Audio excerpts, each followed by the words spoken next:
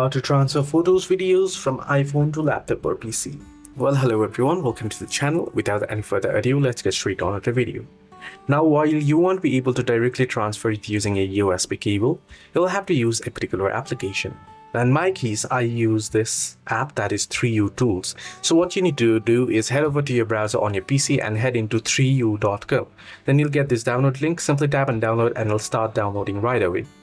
Once you have downloaded it, all you gotta do is plug in the data cable, connect your iPhone to PC using your cable. Once you have connected it, it'll give you the prompt to simply go ahead and verify trust the device. So you want to tap on trust the device. The prompt will pop up here on your iPhone. You want to trust the device.